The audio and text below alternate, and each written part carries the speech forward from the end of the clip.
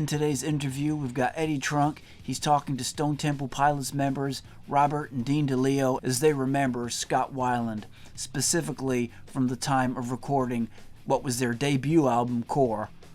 And Robert and Dean DeLeo just recall how focused and vibrant Scott was at the time of recording Core, and just how great of a singer he really was. So stick around for after the interview.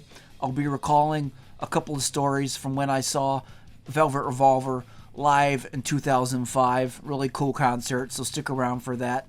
But for now, let's roll the interview. It's the Stone Temple Pilots members as they remember their former lead singer, Scott Weiland.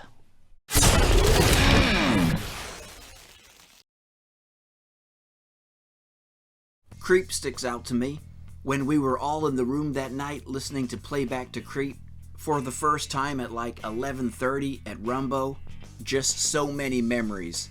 And I think some of the most vivid are just of how electric he was, how focused and vibrant and incredible he was. Some of the great memories, he always liked going in and do his vocals alone.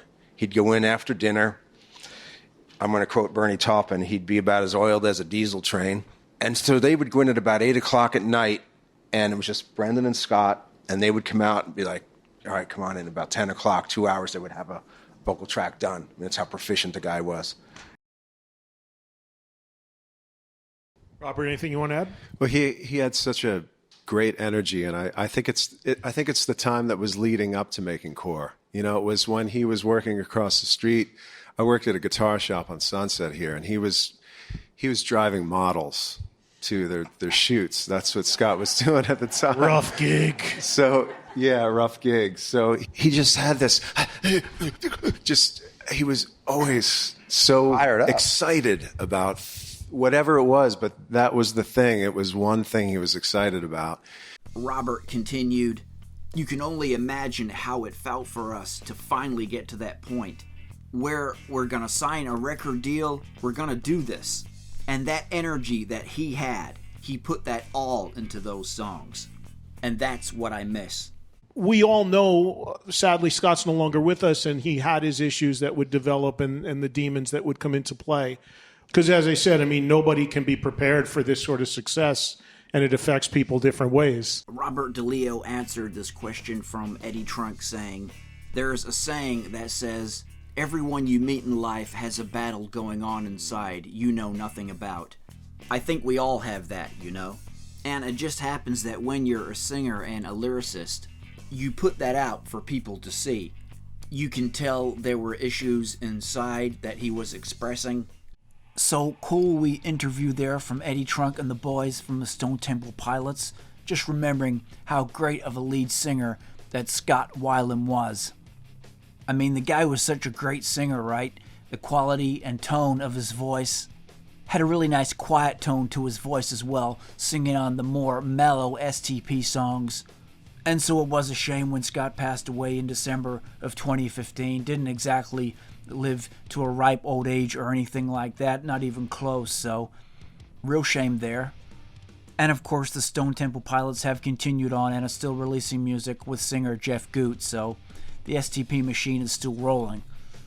So as well as singing for his main band, the Stone Temple Pilots, Scott also had a lot of side projects in his time as well as a musician. He released some very good solo material, made a very cool album with the Wildabouts. If you've never checked that out, that's a really good album in my opinion. And of course also sung for the rock band Velvet Revolver with former Guns N' Roses members Slash, Duff McKagan, and Matt Sorum. And I got to see those guys live back in 2005. I've even still got the ticket stub and a few pictures I took on that day. And this was in Christchurch, New Zealand.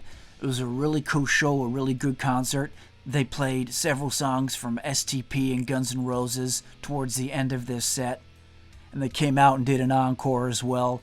The crowd just went absolutely ballistic chanting for them. So they came back out and did that. And it was a really good show. It was actually just really cool to see those guys for real on stage. Seeing Slash play the guitar. Such an awesome guitarist. And Scott Weiland just so electric as a frontman. They opened up the set with Sucker Train Blues and just blew the roof off the place. A really great opening song. But a memory I have from that night, about halfway through the set, Scott just said, he was just talking about something, and then he just goes, "Don't ever let anybody take your freedom away from you, especially when you're not aware of it." He actually said a couple things during the night, but that was one that stuck out. So I've always kind of remembered that. It was words to those effect anyway, but it was just really cool seeing those guys, you know, for real and up on stage. And it was just a really good concert. Velvet Revolver, a really good band.